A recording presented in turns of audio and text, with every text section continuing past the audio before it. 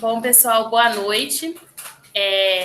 Inicialmente, eu gostaria de agradecer ao professor Vinícius por ter topado participar dessa oficina com a gente, com o GPFOR, um evento que está sendo bem bacana. Creio que todo mundo deve estar aproveitando bastante, adquirindo novos conhecimentos, aperfeiçoando os conhecimentos que já possuem.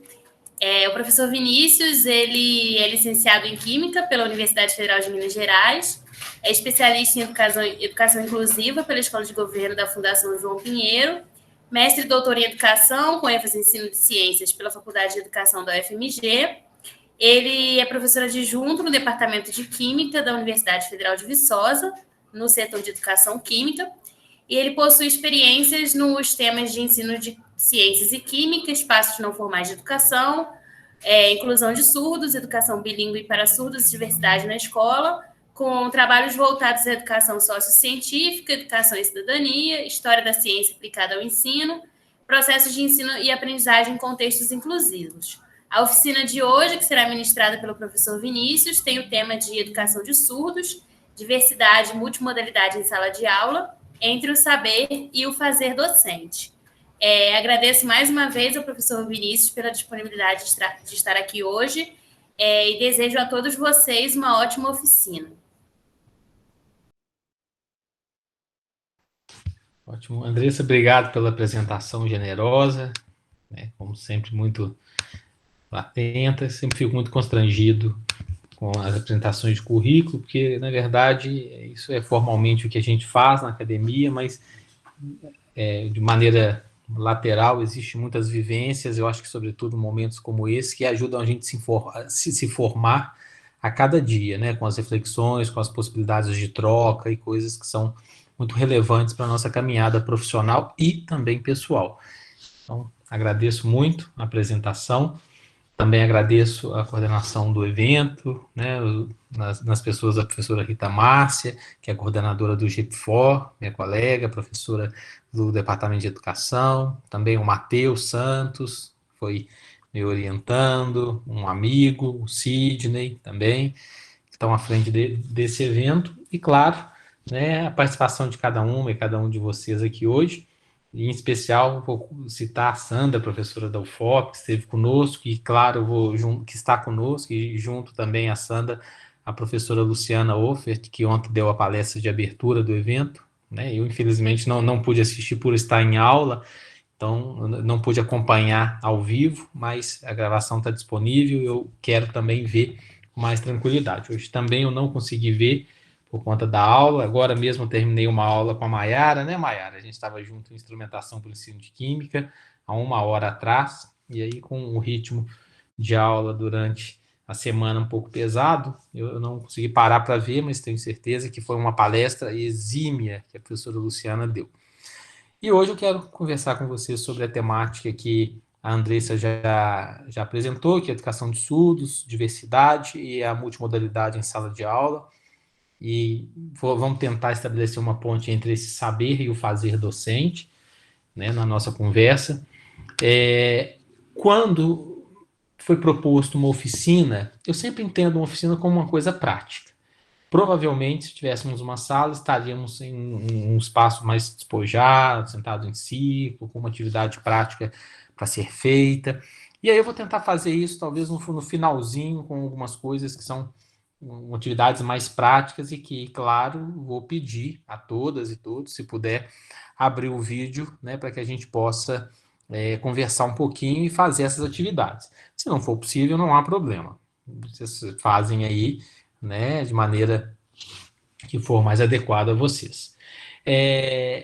Mas, assim, de forma remota, a gente fica muito limitado, né? Então, o que eu vou propor é uma conversa de modo que a gente tenha um diálogo, né? De fato, vocês possam se posicionar, possam contribuir, possam trazer as ideias, questionar algumas questões que eventualmente sejam inquietações de vocês, e se eu puder e souber responder, com muito prazer, assim o farei, tá bom? E que esse seja o início de um diálogo, que a gente possa depois expandir esse diálogo para outros momentos e, claro, fazer desse momento uma possibilidade de parceria que possa ser construída de modo que a gente possa aprender junto em uma caminhada que é desafiadora que é repleta de novos conhecimentos, que ajudam a gente a pensar a sistemática, especialmente no campo da inclusão de surdos, que é o foco nosso aqui de trabalho.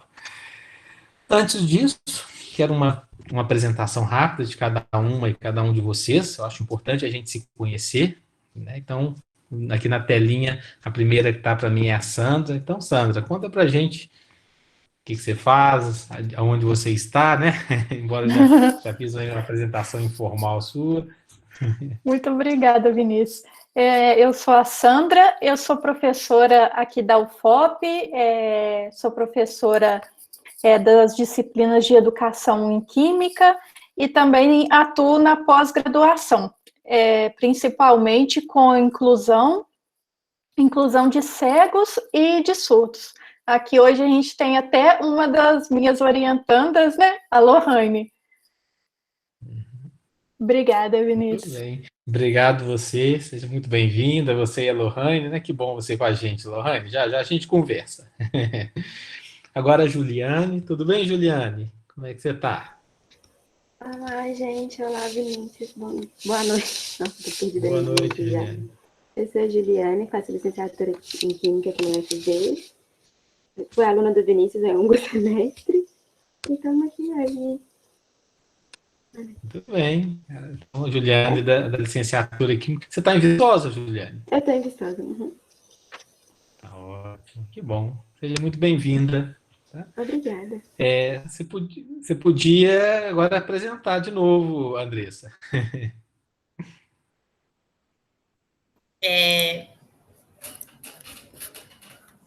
Boa noite, pessoal. Meu nome é Andresa. Eu atualmente sou mestranda em Engenharia de Processos Químicos e Bioquímicos, mas eu sou formada em Engenharia Química e em licenciatura em Química. Eu, apesar de estar fazendo mestrado em Engenharia de Processos Químicos e Bioquímicos, eu nunca larguei a área de educação. Sempre estive envolvida nessas atividades, inclusive com o professor Vinícius, em trabalhos para congressos, alguns artigos, desenvolvi alguns artigos, e passei a integrar a equipe do GEPFOR agora, justamente porque eu gosto muito dessa parte da educação química. Acabei me apaixonando pela docência nesse caminho da engenharia química, acabei encontrando o meu amor na docência. Então, é isso. Atualmente eu moro no Rio de Janeiro. Muito bem. Obrigado pelo apoio aqui na oficina, Andressa. Muito obrigado. Precisando de mim, só falar, gente. Tá ótimo. Na sequência, a Marissa. Falei certo? Falou sim. Oi, gente, boa noite. Eu sou a Maressa, eu estudo licenciatura em Química na UFV também, e atualmente eu faço parte do PIBID. Que ótimo, Marissa. Certamente a gente vai se encontrar em algumas disciplinas da licenciatura. Seja muito bem-vinda à nossa oficina.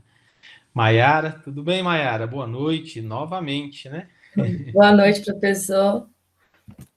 Então, Meu nome é Maiara, né? Sou estudante da licenciatura em Química na UFV, né? Atualmente sou estagiária do PIBID e faço algumas disciplinas aí com o Vinícius esse período, né, Vinícius? isso, História da Química e Instrumentação para o Ensino de Química, Isso.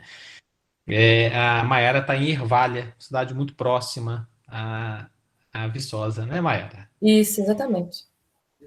Marissa, eu esqueci de perguntar, você está em Viçosa? Sim, estou em Viçosa. Ótimo, excelente. Sejam bem-vindas, seja bem-vinda, Maiara. Na sequência, o João Paulo. Boa noite, João Paulo, tudo bem?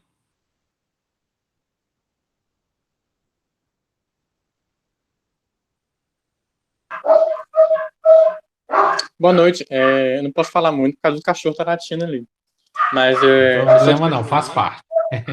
eu sou de Cajuri, sou aluno não vinculado no mestrado da UFV. Ótimo. O mestrado profissional em ensino de ciências ou em educação? Em educação. Ah, que ótimo. Seja muito bem-vindo, João Paulo. Seja um curso Obrigado. que você consiga aproveitar bastante dele. A Célia Mello. Boa noite, Célia.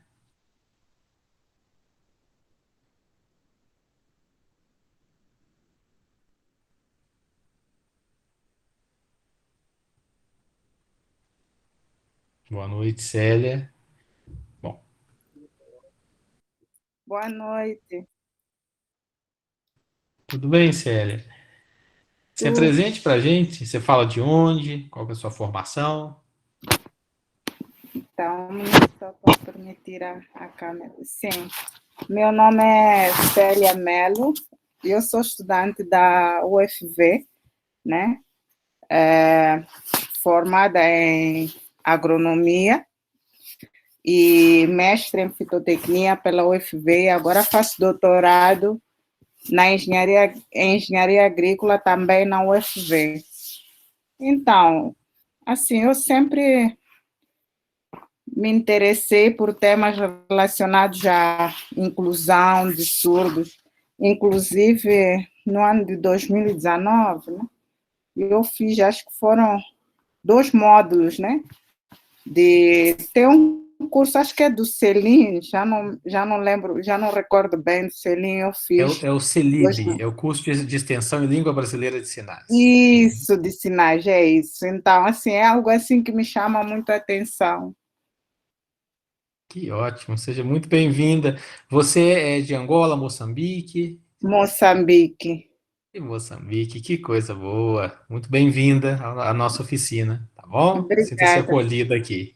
obrigada. Obrigado você. Na sequência, Lohane. Boa noite, gente. Meu nome é Lohane, né? Eu sou formada em licenciatura em Química pela UFV. Eu me formei no ano passado. Atualmente, eu sou mestranda lá na UFOP, né? Mestrado de Ensino de Ciências, orientada aí pela professora Sandra e a orientação do professor Vinícius. E a gente está trabalhando nessa questão, né? Voltada para a educação de surdos, assim como foi o meu TCC. E eu estou em oratórios. Em oratórios, ótimo. Que bom. Seja muito bem-vinda, Lohane. Que bom a gente ter você aqui. Na sequência, Gisele. Boa noite, Gisele Filgueira.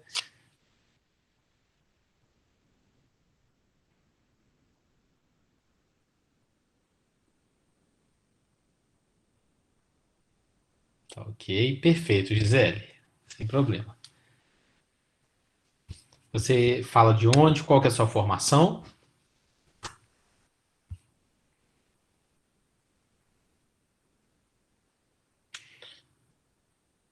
Não, sem problema, Gisele. Fique à vontade.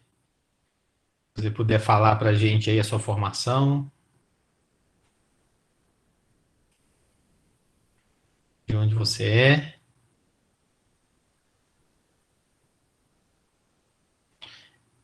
Perfeito, licenciatura em biologia.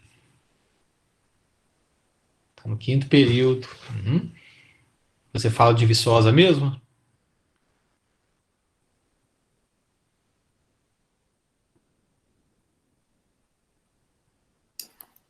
Está no Rio de Janeiro.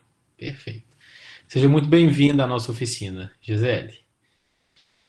Na sequência, a gente tem a Ana Karine. Boa noite, Ana Karine, tudo bem? Oi, gente, boa noite. Tentei entrar pelo computador aqui, mas a internet está bem. Não sei se vocês separaram, eu saí, entrei algumas vezes. E aí eu tô no celular para mim conseguir falar aqui. Eu sou Ana Karine, eu sou graduanda do curso de licenciatura em Educação do Campo pela UFV, com habilitação em Ciências da Natureza, disciplinas de Química, Física e Biologia. E também sou integrante do grupo agora de estudos, né? Entrei agora recentemente. E na hora que eu vi a oficina, eu fiquei muito interessada, porque inclusive estou cursando a disciplina de Educação Inclusive Libras no meu curso com a professora Cristiana. Acho que vocês devem conhecer. Ela é fruto aí do curso de Química da UFV, né? Acho que vocês conhecem, sou aluna dela agora. Desculpem aqui pelo cachorro. Mas é isso, a apresentação. Muito bom estar aqui com vocês. Desculpem a internet estar oscilando, mas é isso. Obrigada, gente. Você fala de onde, Ana Karine? Você está em qual cidade? Sou do norte de Minas Gerais, chama Vale de Jequitinhonha, não sei se vocês já ouviram. E aí a cidade é Coronel, mas eu moro no campo. zona rural.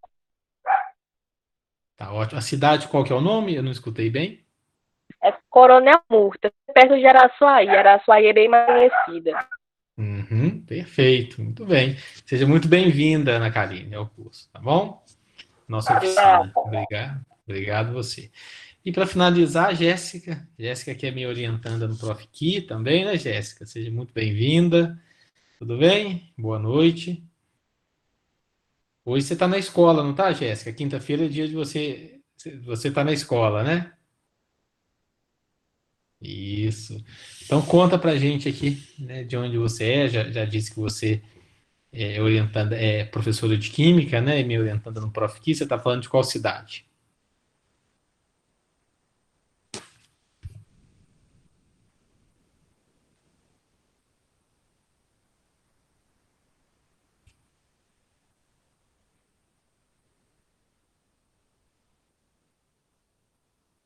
Jéssica, você está ouvindo a gente? Ah, tá. Eu disse que você é orientada no Prof. Ki, professora de química na educação básica, né? E você está em qual cidade? Para as pessoas saberem de onde você fala.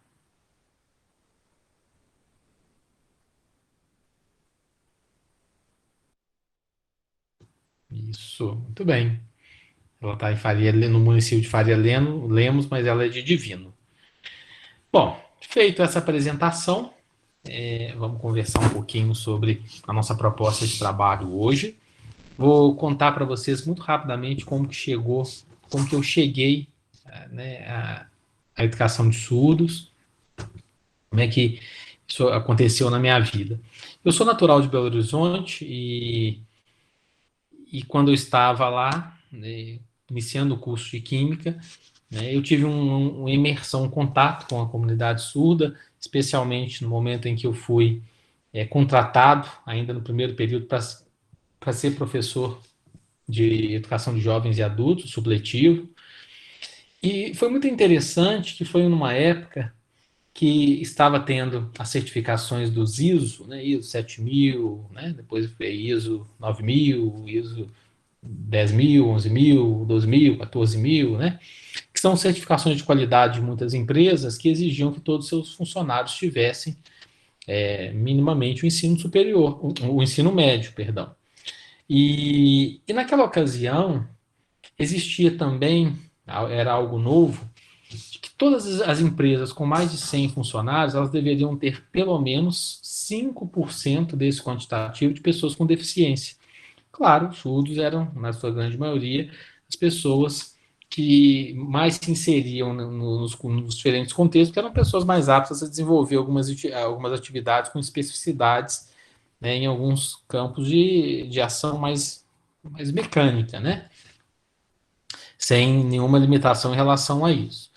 E nesse sentido, muitas empresas contrataram vários surdos e também tiveram que se adequar a essa condição de que eles precisavam de ter o ensino médio também.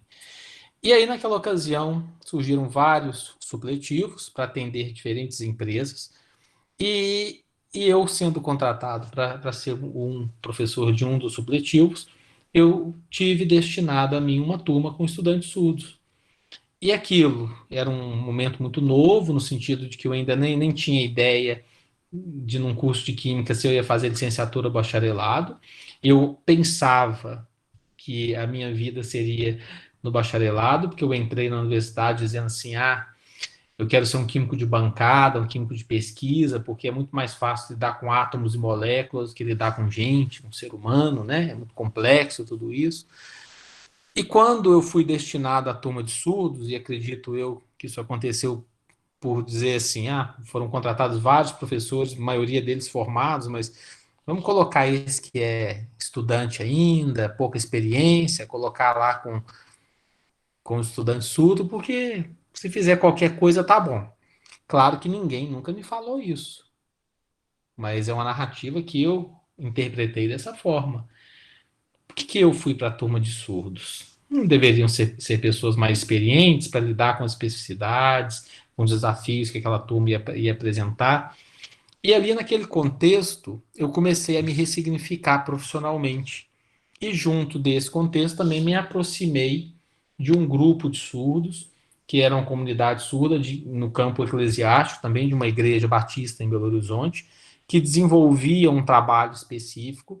Então, eu tive uma aproximação nesse mesmo momento dessa comunidade específica de surdos. E foi ali que eu, nessa imersão, que eu consegui aprender a língua de sinais, né? E num determinado momento eu disse a minha intérprete que acompanhava as aulas, disse para ela assim, olha, eu acho o cúmulo do absurdo eu estar numa sala de aula com estudantes que eu não consigo conversar com eles. Então me esforcei, tenho tentado conviver, estabelecido contato com surdos, tentado desenvolver a Libras, para que eu dê minha aula. E hoje minha aula foi toda preparada em língua de sinais. E eu quero dar minha aula em sinais. Ela falou, você dá conta? Eu falei, não, vou tentar. Então peço a você que gentilmente fique no fundo da sala e se eu precisar do seu apoio em relação a algum sinal, alguma informação, até mesmo que você venha à frente fazer alguma sinalização que seja essencial para a nossa aula, eu conto com o seu apoio, mas nesse momento eu preciso me esforçar para isso. E assim eu fiz, e daí por diante as minhas aulas eram todas aulas em Libras, no tempo todo em que eu fui professor de surdos. Foram 2 anos. De lá para frente, eu fiz outros trabalhos no campo da educação de surdos, mais em nível eclesiástico e em nível educacional, quando também eu, junto à Secretaria de Estado da Educação, fui responsável pelas aplicações das provas de supletivo para os surdos, né? Fiz acompanhamento, seleção de intérpretes, fiz trabalhos outros específicos que demandavam naquela época. E foi muito interessante que, depois que chegou o momento, por exemplo, de eu fazer um mestrado, doutorado, até mesmo na minha monografia, eu sempre tinha a educação de surdos bem junta de mim, mas eu nunca me sentia à vontade para me embrenhar nesse campo da educação de surdos, porque, primeiro, emocionalmente, eu achava aquilo muito forte. Era para mim muito forte. Eu tinha muito medo de fazer um trabalho acadêmico que fosse uma bandeira, de eu não conseguir me desvincular dessa relação. E o segundo ponto é que, na minha interação com os professores que eu tinha, que estavam próximos a mim, eu não percebi uma apropriação do conhecimento e das especificidades relacionadas à educação de surdos, né? O vira e mexe, quando eu, às vezes, submeto algum trabalho, alguma revista, né, ou até mesmo algum congresso, eu sou questionado por coisas basais que, na verdade, uma pessoa que é mais envolvida com a área nunca perguntaria coisas desse tipo, né? Quando você diz de assumir, por exemplo, uma postura em relação à cultura surda que se alinha às características socioantropológicas e não patológicas da surdez. Então, as pessoas, às vezes, não têm muito o entendimento claro do que sejam essas questões, né? E outras questões que envolvem uma relação cultural, que envolve aspectos culturais, linguísticos, e que são muito inerentes de quem, de fato, está imerso numa cultura surda. E quando eu percebia que isso não tinha muita conexão, eu preferia não insistir em fazer um trabalho que, eventualmente, ele teria enviesamentos na sua forma de desenvolver, né, de desenvolvimento. E aí, então, eu fiz tanto monografia quanto mestrado, depois o doutorado ainda tentei, eu falei, deixa eu conversar aqui com o meu orientador para a gente ver se avança ou não, e eu senti que não avançava essa temática, e aí preferi declinar dela, né? Até que depois que eu terminei o doutorado, 5 anos depois, tive a oportunidade de me afastar da universidade para fazer o pós-doutorado, e aí foi a primeira vez que, de fato, me regulei em uma pesquisa minha, eu já orientei várias outras, mas uma pesquisa minha voltada para a educação de surdos. Foi quando, de fato, eu tive a possibilidade de no meu doutorado, depois de um estreitamento, né, com o grupo do INES, de visitas, como, por exemplo, no ano de 2019, estive no INES por 9 vezes durante o ano, esse ano, e foi um momento de estreitar um pouco mais o trabalho, algumas parcerias lá, de modo que isso me levou a fazer um pós-doutorado que, de fato, aí eu tinha uma pesquisa voltada para a educação de surdo com pessoas que eram proficientes na língua de sinais, tanto aqui, porque foi um pós-doutorado que eu fiz no Brasil e em Portugal, tanto aqui, a minha orientadora da Faculdade de Educação da USP, que não é química, ela é da área da filosofia e arte, e o meu orientador também lá da Universidade de Lisboa, que é da área da filosofia da educação, né? Também não é químico, não tem vinculação com ciência nenhuma, mas eles tinham uma coisa que eu achava essencial: eles eram fluentes na língua de sinais, né? Ele na língua portuguesa de sinais, ela aqui na língua brasileira de sinais, e isso facilitava muito o trabalho nosso, no momento que a gente ia discutir alguns parâmetros essenciais do desenvolvimento da nossa pesquisa, né? E foi, para mim, muito, muito significativo tudo isso, né? E aí, nesse sentido, é que a educação de surdos, ela surge na minha vida.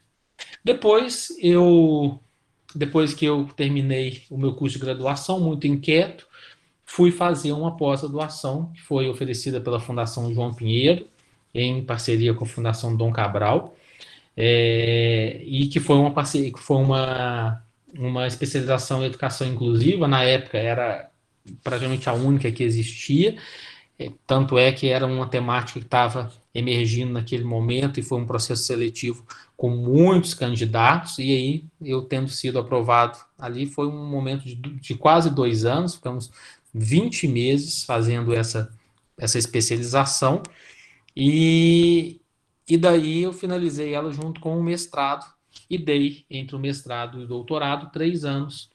Foi quando, nesse momento, eu chego como professor da Universidade Federal de Viçosa,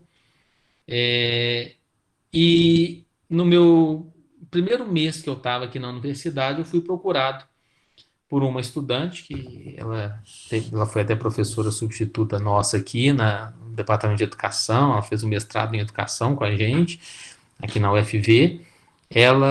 A Stephanie, ela estava finalizando o curso de Química, e ela falou para mim assim: olha, eu vi que você já trabalhou com surdo, e eu queria fazer minha monografia na área de educação de surdos e ensino de Química, porque tem uma sala aqui em uma escola particular de Viçosa, que ela tem uma sala inclusiva com estudante surdo, e eu queria pesquisar, então, esse estudante ali na sala de aula.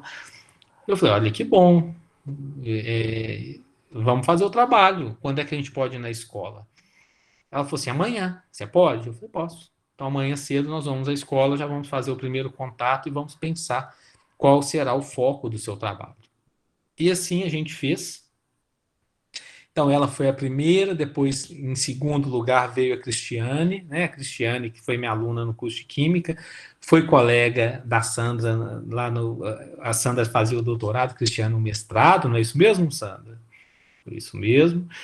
A Cristiane, ela é professora da Ana Karine, né? Agora a Ana Karine está fazendo a disciplina de Libras e Práticas Inclusivas na licenciatura em Educação do Campo. Também tem uma outra professora, a professora Danila, da área do ensino de Física, de Ciências e Física, também é especialista nessa área. Lohane já foi colega dela no curso de Libras, né? Danila foi sua colega, quando o professor Wilson, que é um professor surdo de Libras, também ministrou o curso aqui na UFV, para os estudantes e professores. E aí, Danila é ótima, de fato. E aí, é muito importante, assim, eu contar um pouco dessa trajetória para vocês, porque ela tem uma marca, para mim, muito especial, que é, primeiro, da sensibilização para a parte da educação de surdos, né? É uma coisa que, a mim, toca muito, né? Ao ponto, por exemplo, durante o meu pós-doutorado, foi algo muito emocionalmente, para mim, muito forte. Eu lembro de eu fazendo as entrevistas com os intérpretes, e em muitos momentos eu me pegar emocionado e chorando, né? Pelas histórias de vida, eu não conseguia separar. Eu dizia para eles assim: desculpa, é mais forte do que eu. Eu sei, enquanto pesquisador, precisava de ter um pouco mais de resiliência em relação a esse tema, mas para mim é muito forte. E não sei dizer por quê, porque algumas pessoas me perguntam: você tem alguém surdo na sua família? Eu disse: não tenho. Se sensibiliza por quê? Eu falo: talvez porque foi exatamente os surdos que me ensinaram o que é ser professor. Porque eu ainda muito jovem, entrando na universidade, sem entender o que era o curso de Química e o que ele poderia me proporcionar, o encontro com surdos me deu a plena clareza do que é ser professor, o que é assumir esse desafio da docência, o que é educar, né? Foi exatamente os surdos que me ensinaram isso numa sala de aula, em que eu precisei de interagir com eles e atribuir sentido a muitas das relações que se faziam necessárias no espaço, né, de interação, de comunicação e coisas desse tipo. Então, para a gente conversar um pouco, eu vou projetar a apresentação que eu fiz e depois vou deixá-la disponível para vocês. Podem me enviar um e-mail, né? Ela está às ordens para vocês.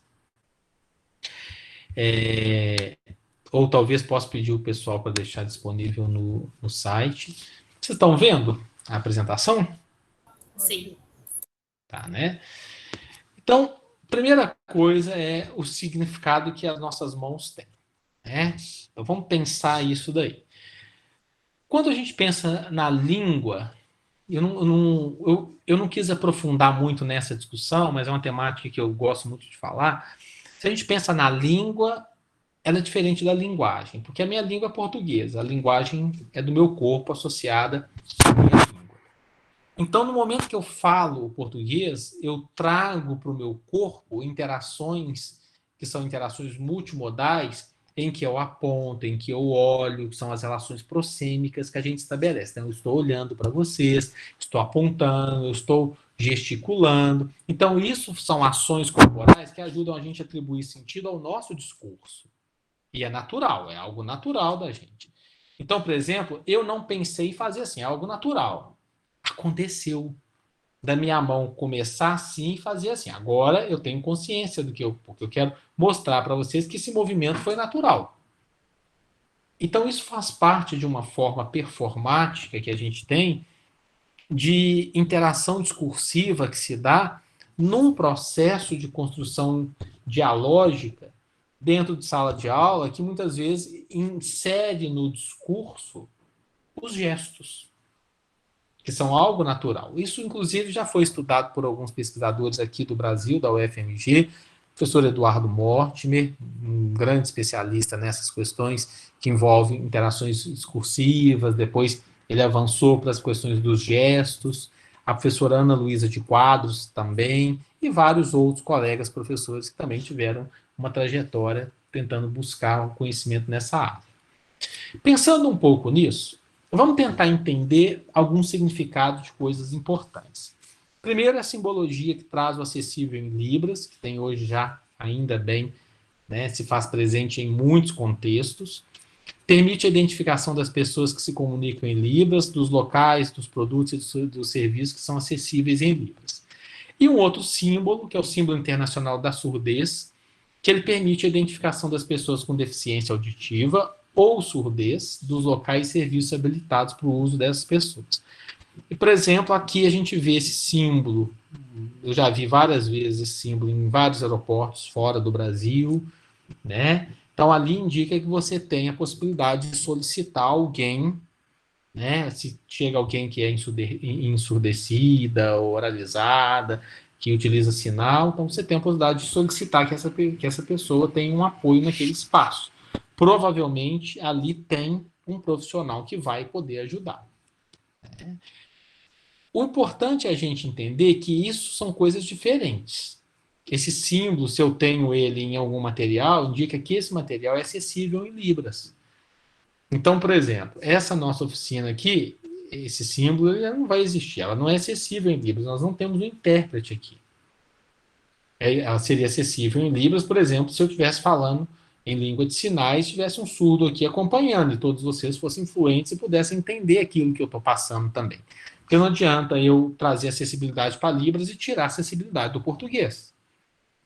Aí eu faço uma oficina seletiva e não inclusiva. Então, pensando um pouco nessas questões, eu coloco algumas reflexões para vocês pensarem junto comigo. A primeira delas é uma atribuída ao Einstein, inclusive, segundo pesquisa que eu fiz, está numa biografia dele. Diz assim: triste época, é mais fácil desintegrar um átomo do que um preconceito. Ou então, uma outra frase também do Einstein: eu penso 99 vezes e não descubro a verdade.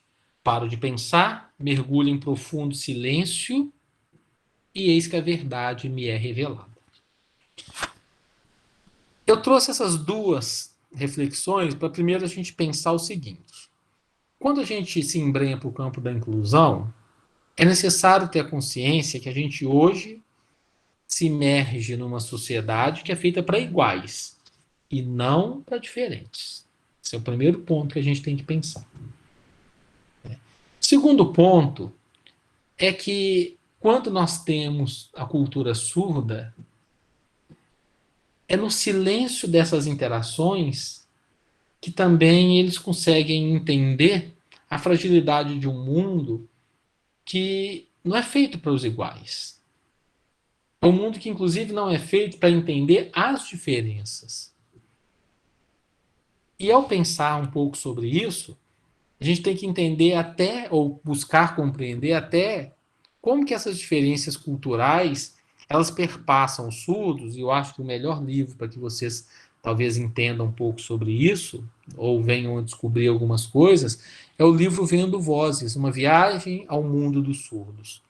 Porque nesse livro, o Oliver Sacks é muito feliz ao trazer relatos de experiências e de vivências que ele teve no campo da cultura surda, que nos explica muitas coisas, inclusive baseado em Vygotsky, da concepção do surdo dentro de uma perspectiva muito peculiar a eles, né? Essa perspectiva, em especial, posso compartilhar com vocês aqui, é uma perspectiva que, por exemplo, leva o surdo a ter características que, eventualmente, o ouvinte não vai ter, né, em termos culturais. O surdo, ele é um pouco mais livre para algumas questões, mais sem filtro para algumas coisas, porque ele vive numa sociedade, muitas vezes, imerso em famílias ouvintes, que não sabem a língua de sinais, e que, de certa forma, não gerou neles a possibilidade de compreender alguns limites, né? Por exemplo, quando a gente pensa, né, em algumas questões que eu vou trazer para vocês, vou dizer um exemplo aqui para ficar um pouco mais tranquilo, assim, para a gente pensar. A gente, eventualmente, não vai perguntar ou não vai fazer alguma coisa que a gente entende que socialmente seja condenável, seja reprovado. Mas o surdo não faz. O surdo, para ele, algumas coisas são normais. Por exemplo, eu encontrei com amigos surdos em Belo Horizonte. Me deram um abraço. Vinícius, quanto tempo eu não te via, saudade de você. Bom, sumiu, encontrar nada. Então, saudade, tudo bom. Eu falei, eu mudei para Viçosa. Agora, professor lá na UFV e tal. Eu fui explicando isso. Tudo bom. E você, solteiro ainda ou casado? Eu falei, não, solteiro. Ele falou, mas como? Você é gay? Perguntam assim. Eles vão me perguntar, mas isso aí é errado perguntar. O surdo, o que há de erro nisso daí, em perguntar? O surdo, diferente da gente, eu, quando eu era criança, que ia visitar alguém, minha mãe dizia, olha, não mexe em nada, só come na hora que as pessoas permitirem, dizer sentar na mesa, não faz isso, não faz... Então, ela já é criando... Esse filtro não existe, porque a consciência nos traz o controle. A família fala, menino, não faz isso. O que acontece? Não tem esse filtro. Porque a família não sabe Libras. A família, então, vai gritar. E para o surdo vai ter efetividade? Não. Por quê? Existe uma barreira. Então, nesse momento, ele não constitui a sua ação. Por quê? A consciência te traz o controle. Você é vigotskiano. Então, naquele momento, o que o surdo? O surdo não tem essa percepção do mundo que nós temos. E para ele, é difícil entender essas coisas.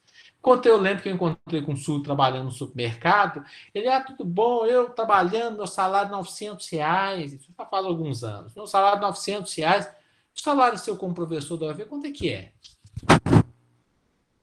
Você vai me perguntar, mas você não acha isso desagradável? Não. Eu entendo essa cultura do surdo.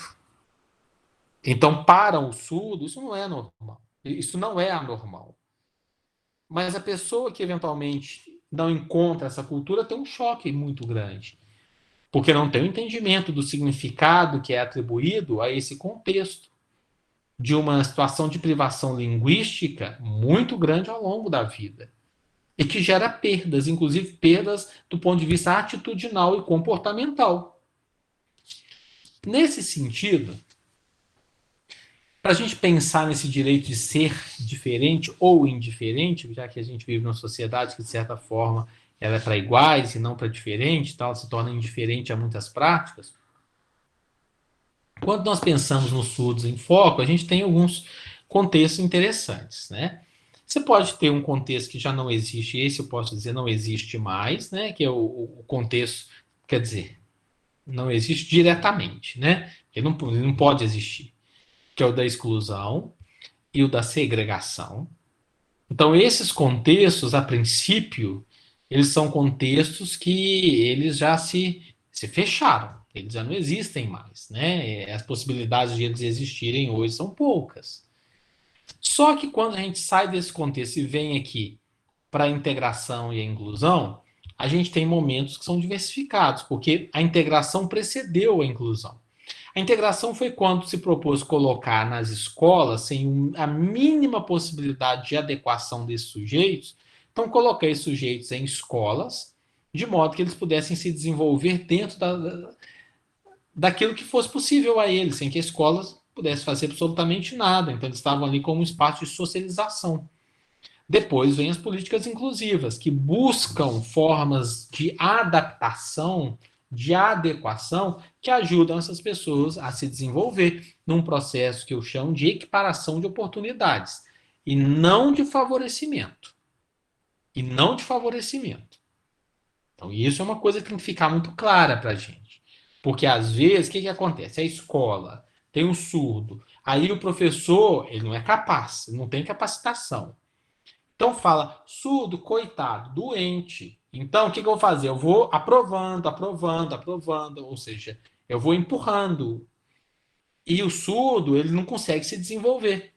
Aí depois ele faz um Enem, passa, por exemplo, numa universidade, passou, muito bem.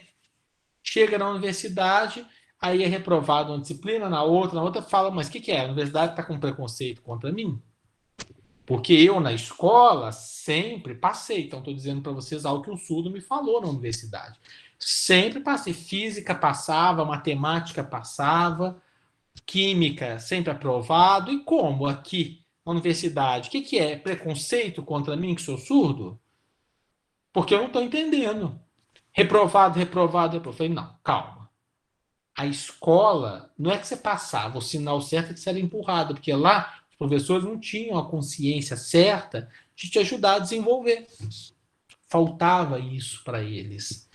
Porque eu, enquanto um formador de professor, eu entendo que isso aqui é fraco, é difícil. Os professores não saem capacitados. Eu vou ser um professor capacitado para lidar com surdo, com cego, com cadeirante, com as especificidades, por exemplo, com o autismo. Então, eu vou saber tudo? Não. São especificidades difíceis, elas são complexas, elas são muito complicadas. De você pensar e dizer assim, nossa, fácil. Não, difícil. E nós precisamos, então, de compreender isso de uma sociedade que cada vez mais ela coloca como protagonismo, traz como protagonismo esse sujeito, ele vem para cá como um protagonista em uma sociedade que, de certa forma, ao longo do tempo, eles foram deixados de lado. E hoje eles chegam nas escolas, chegam nas universidades, nós precisamos de fazer o quê? Saber mediar essas situações. Acolher, entender a sua especificidade humana e ajudar eles a desenvolver. Essa é a nossa função hoje. E pensando um pouco nisso, vamos tentar entender um pouco a diferença entre o que é a inclusão, ou inclusão como esse sinal, e a integração. Né? Então, o primeiro ponto para a gente pensar, a integração escolar ela tem início nos anos de 1960, se restringindo às pessoas com deficiência. A inclusão, diferente, ela tem início nos anos de 1990. O marco dela é 1994, com a Declaração de Salamanca. E ela discute as diferenças como uma condição humana. Isso é a condição humana. A integração escolar, ela vai enfatizar as diferenças. E a inclusão, ela vai enfatizar as potencialidades. Então vamos pensar as diferenças como a condição humana. Eu sou branco, é a minha condição. né? Tem pessoas que são surda, é a condição, cega, é a condição. Então, essa é a condição da pessoa. Tanto é que a gente tem que tomar o cuidado, porque, às vezes, a pessoa ela não aceita a condição. Então, ela vive com o quê? Com um conflito, uma dificuldade pessoal. Então, a condição é algo inerente à pessoa, que ela precisa o quê? Respeitar a sua condição. Sua condição. Isso são coisas interessantes a gente pensar. Porque a partir do entendimento disso, você começa a ter um espaço que vai ter que olhar para você e enfatizar as potencialidades que você tem para se desenvolver ali naquele contexto. Né? O surdo, o que ele precisa? Primeira coisa, pedagogia visual. Ele precisa de ter o visual. Ele precisa de ter pessoas que saibam pegar uma palavra e transpor essa palavra para o visual. O que é? Uma interpretação intersemiótica, que pega uma palavra em português e transforma ela numa imagem. Se eu quero dizer uma palavra, sei lá, ecossistema, eu preciso pegar ecossistema e transformar ele numa imagem visual, aonde eu preciso incorporar o conceito do que é ecossistema e a representação social dele. Tem que ter duas coisas que vão ter que se unir para uma representação. Então, o intérprete ele tem que conseguir fazer isso daí. Porque se ele não consegue, ele utiliza o nível mais baixo de representação. O que é? O empréstimo linguístico. É exatamente isso, o empréstimo linguístico. O que seria o empréstimo linguístico? É quando ele vai pegar uma letra do alfabeto, A, B, C, D, E, e vai usar normalmente ecossistema. Começa com E, então ele faz assim, eco. Só que esse sinal aqui, ele pode ser um sinal difícil para o surdo entender o que é o contexto. Que assim, ó, se eu faço assim, Europa, se eu faço assim, homossexual, né? Se eu faço assim, Estado, então você tem diferentes sinais trazendo acepções distintas. Então, naquele contexto surdo que não ouviu nada, não conseguiu abstrair, o que vai acontecer? Ele não vai entender a informação. Aí é muito interessante, surdos, por exemplo, depois de uma aula de história, eu lembro de uma intérprete contando para mim, ela disse que uma aula de história sobre Brasil, Império, não sei o quê, terminou a aula, a surda perguntou, mas perguntar para você, comer pizza onde? Aqui na escola hoje? Ela falou, como é que é? Explica. Não, você falou pizza hoje. Como é que é? Falou, não, você falou pizza? E ela fez esse sinal aqui, ó. Esse aqui, ó. Ela fez esse sinal. Só que a surda, ela entendeu que era sinal de pizza. Ela não conseguiu fazer a ligação. Então, a aula de história passando, né, e que era sinal de proclamação, né, e ela fez esse sinal, pizza, mas como? Por quê? Porque a intérprete ela escolheu o empréstimo linguístico, que é a letra P. Sinal de pizza, né, o sinal também tem muitas vezes sinal de prato. Né? Então, o que acontece? Existem dificuldades nesse âmbito. Parece que alguém chamou aqui, perguntou alguma coisa, ou comentou alguma coisa. Ah, tudo bem, Rita? Boa noite. Tudo bem. Boa noite, obrigado, Vivi. Rita. Estou passando nossa sala, mas tudo bem, gente? Só para agradecer mesmo e acompanhando, que é sempre um prazer e aprender mais ainda com vocês. Viu, gente? Obrigada. É um prazer. Obrigado você, Rita. Seja bem-vinda. Obrigada. Então, vamos voltar. Inclusive, se vocês precisarem de falar comigo, pode me chamar no microfone, tá? Fiquem à vontade. Vamos voltar, então. E aí, nesses contextos que eu estou trazendo para vocês aqui, é importante a gente ter esses entendimentos e compreender com muita clareza o significado que eles assumem em diferentes contextos quando você tem, por exemplo, surdo. Seguindo aqui, quando nós pensamos na integração escolar, os alunos devem se adaptar à escola, né? Isso era a ideia anterior, então eles chegavam na escola, mas eles tinham que se adaptar à escola. E na inclusão escolar, a escola precisa se adaptar às múltiplas necessidades dos alunos. E isso é muito claro por quê? Vamos supor, vou pegar um exemplo aqui. eu tenho esse livro. Se eu dou esse livro aqui, ó, entrego esse livro para um estudante cego. O estudante cego abre o livro e não consegue ter acesso ao que está escrito aqui. Por quê? Porque o livro não está em braille. Então, o problema não é o estudante cego. O problema é o material, é o livro, que não está adaptado a ele. O problema não é o estudante. Isso é uma coisa que a gente tem que ter clareza. Se chega um surdo aqui, entra na nossa sala, e ele não consegue ter acesso àquilo que eu estou falando, à explanação que eu trago aqui, o problema não é do estudante surdo que entrou. O problema é nosso aqui, que não se preparou para receber ele. Para ter ele incluído nesse espaço, de modo que ele pudesse ter uma equiparação de oportunidades no acesso ao conhecimento disponível. Então, isso é muito sério para a gente pensar. E aí, nesse sentido, quando nós olhamos para a possibilidade de uma educação para todos e todas e todos, se a escola não mudou, eu quero dizer para vocês que ela foi mudada. Isso aí eu aprendi com o meu amigo, professor Ártico Chassot. Sempre disse isso para mim, repetidas vezes. O Vinícius, se a gente não entende que a escola mudou, ela foi mudada. Se a universidade não mudou, ela foi mudada. E isso envolve uma transformação que educa e uma educação que transforma a gente também. Em um processo que é mais ou menos esse aqui. A gente tem uma vida, a gente vai caminhando, vive, morre, nasce, cresce, passa por diferentes experiências, incorpora essas experiências, atribui sentido a ela. Então, esse gifzinho vai mostrar para vocês, né? O que significa isso daí? Num determinado momento da nossa vida, nós vamos lidando com um eixo de conhecimento, né? Que ele vai sendo algo social, histórico e cultural. E nessa mescla de conhecimento que nós temos, a gente começa, então, a se desenvolver. Em um processo que começa na primeira, segunda infância, até quando a gente cresce, a gente vai vivendo as experiências, vai fazendo dela parte das nossas vidas, começa todo o processo de desenvolvimento humano, né?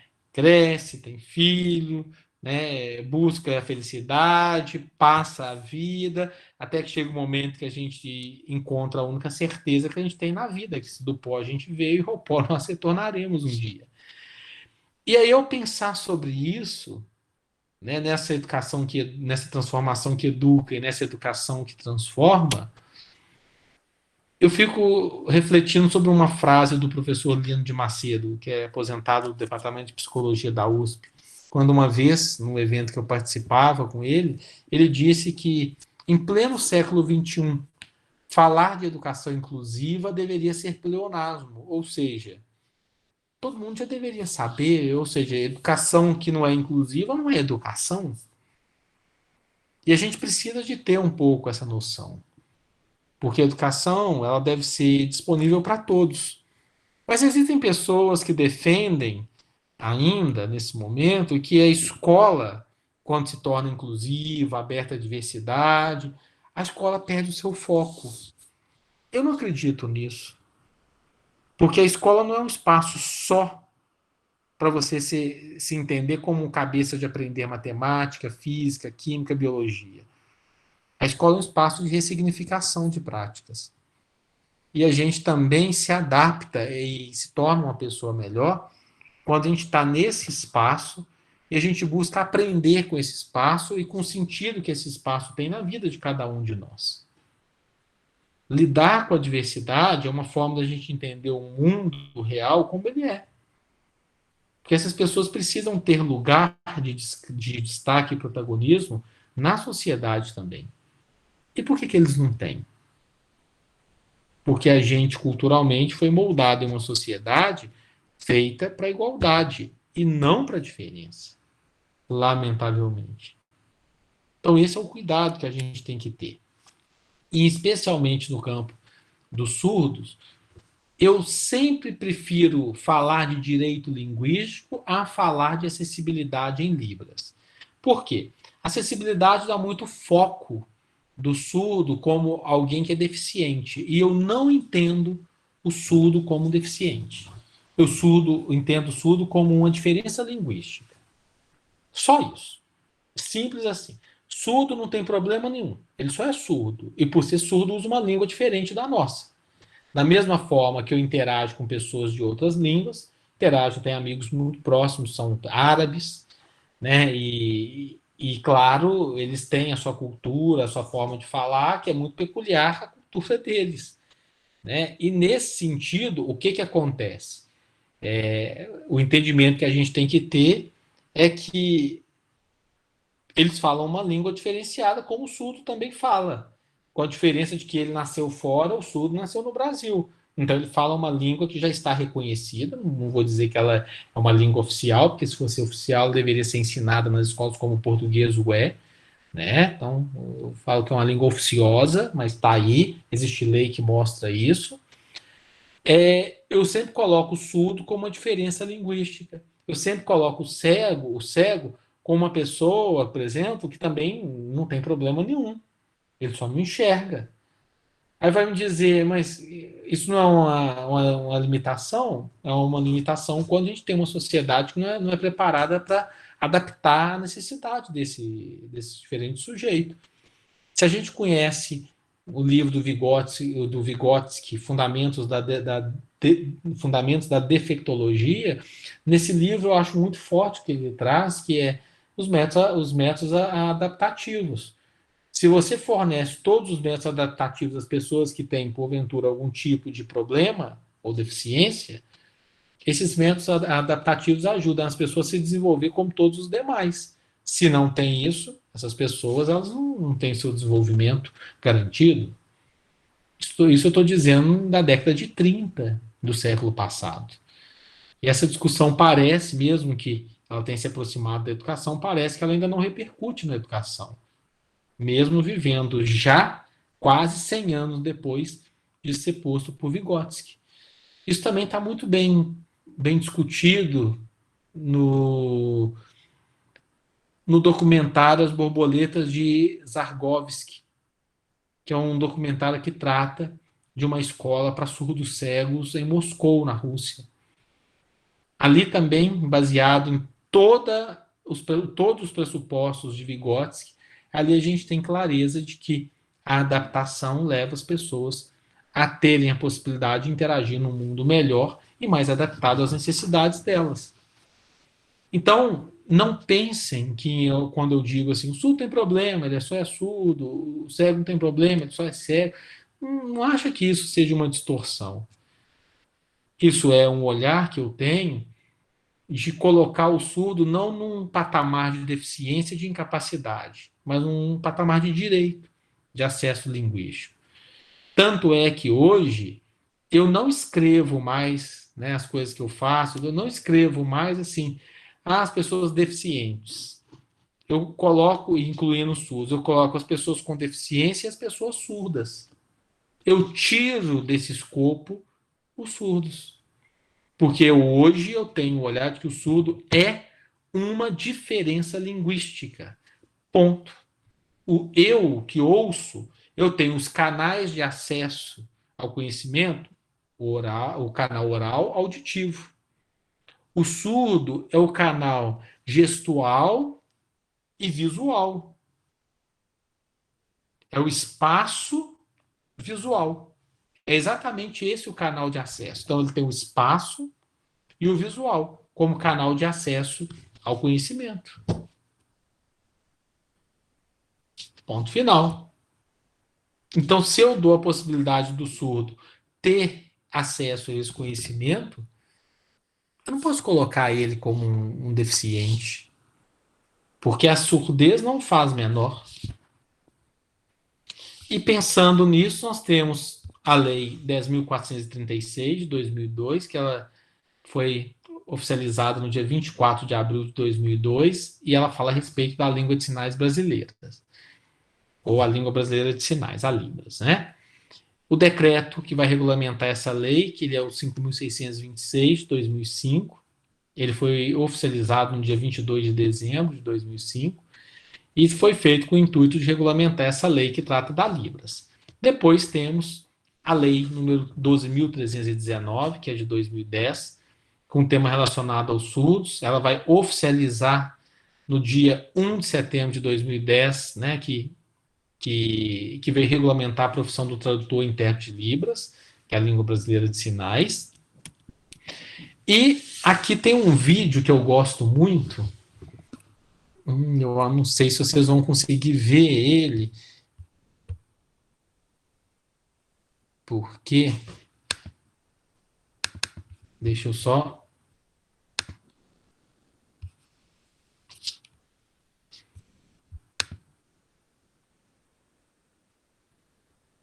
Eu não sei se vocês vão conseguir ouvir o vídeo, porque eu esqueci de... Eu estou com o meu...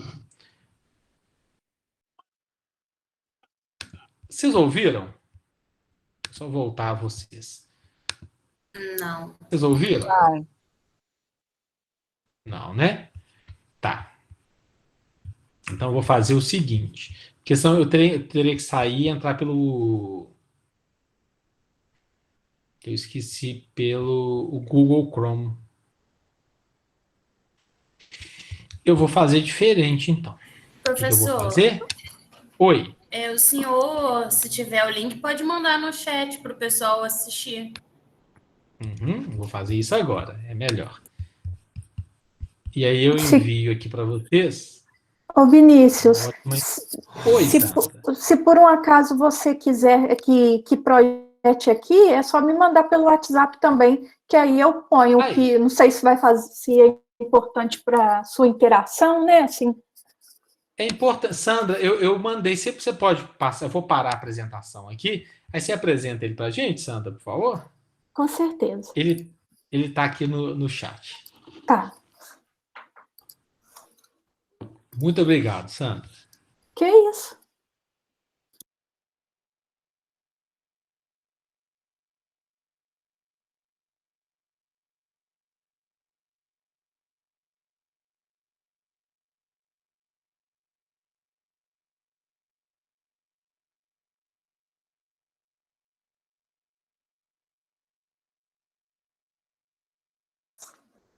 Já está aparecendo? Tá sim, Sandra? Tá. Tá.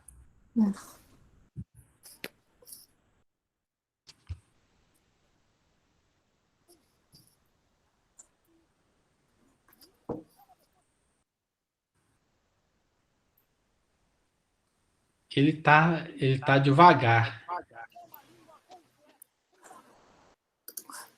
Como assim, Vinícius? Tá lento? Ele tá sem som e tá lento. E para mim tá passando, tem volume. Deixa eu tirar meu fone. Não sei se tem a ver. Para sair com o volume, quando é assim no YouTube, aí quando você for compartilhar a tela, você tem que colocar a opção de compartilhar uma guia. Porque quando você coloca compartilhar uma guia, aí você escolhe a opção do YouTube e aí já vem o som automático. Quando você vai na descrição, já diz assim, ó, ideal para vídeo e animação. Porque o Meet tem esse probleminha de não passar o som quando não é pelo YouTube. Entendi. Vamos lá. Vou voltar, então. Vamos ver, gente, se vai dar certo. Pequeno manual da cultura absurda. A palavra é surda, não é surda muda. Muda é uma pessoa que não... Sandra, fecha seu áudio, por favor, para não dar o eco. Aí, Sandra, obrigado. Esse é um termo interessante, empatia, né? A questão é forte. Deixa eu só falar, eu vi que a Gisele depois perguntou dos slides, né, Gisele? Posso sim, eu vou deixar meu e-mail. Pode depois me enviar um e-mail que eu anexo o slide e envio para vocês, tá? Fique à vontade. Muito bom. Então vamos prosseguir aqui com a nossa conversa. Agora, deixa eu só projetar. Vinícius, Oi, por Sandra. favor, qual é o nome do documentário mesmo? As Borboletas de Zargovsky.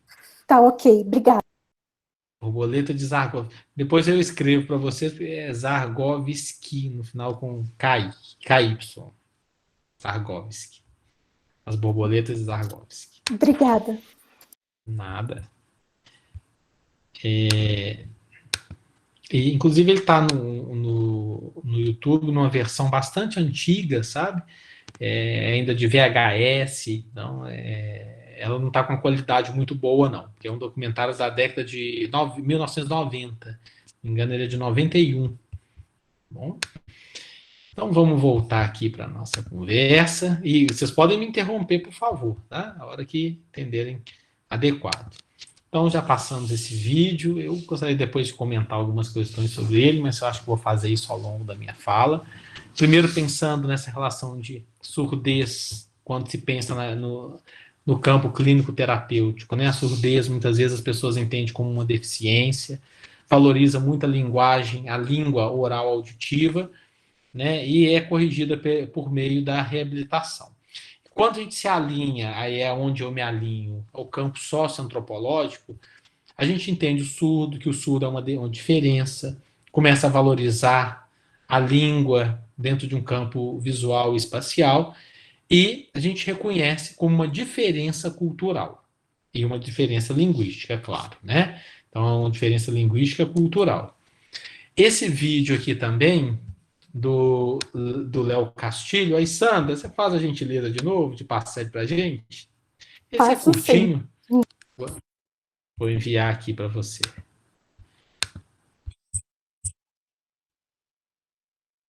E deixa eu passar aqui. Vou parar de apresentar e vou enviar aqui esse vídeo, por favor.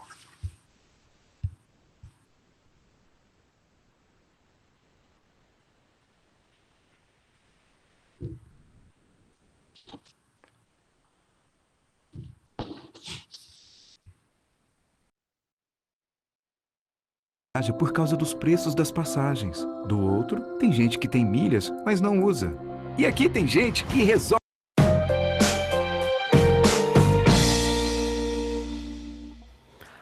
Eu sou surdo. Tenho 8 meses de idade. Sou educador de museu, poeta, produtor de festas voltadas da comunidade surda.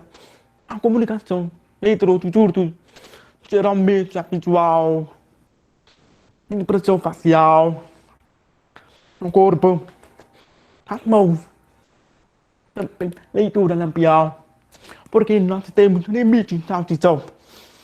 Sabe, a sociedade sempre chama os surdos de mudos. Por quê?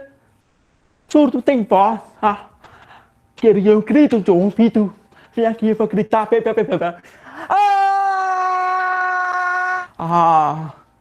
É uma pena que vocês estão rindo. Depois que escutasse tudo, estaria completo.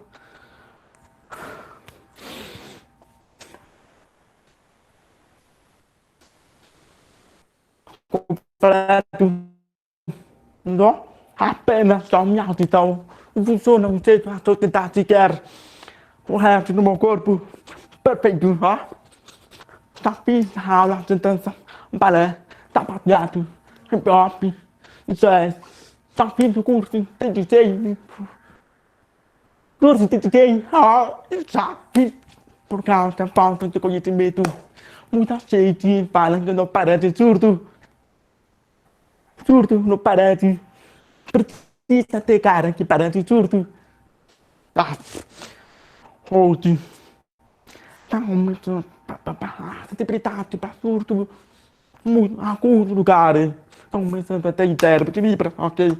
Telecenta, ótimo. Mas, intérprete precisa formação para a área. Imagina o intérprete de direito vai interpretar musical. Eu preciso ir na casa de uma amiga minha. Mora para aqui. Com o telefone. Surdo, surdo, surdo. Eu sou surdo, surdo. Perguntar papel, o porteiro, Pedro. Como? Ai, apareceu, ó, sou surdo. Pelo amor de Deus, não manda áudio no celular. Não escuto nada, eu odeio. Não escuta nada. Ninguém fica surdo. Tem gente que escuta, mas não pensa. Você tem colegas trans no seu escritório? Ou emprega alguma transexual? Esse cenário empobrece a população, marginaliza e, por fim, mata. Muito. Pode fechar, Sandra. Muito obrigado. Ótimo. Tudo bem, tem gente que escuta, mas não pensa. Isso mesmo, Ana Karen. Excelente. Muito bem. Esse é o Leonardo Castilho, ele é do MAN, Museu de Arte Moderna, lá de São Paulo, perdão. Ele é excelente, um educador museal, surdo, e ele traz um pouco, né, como que é surdo, ser surdo numa sociedade que não entende a condição do surdo, né? É um vídeo aí que eu deixo para vocês assistirem outras vezes.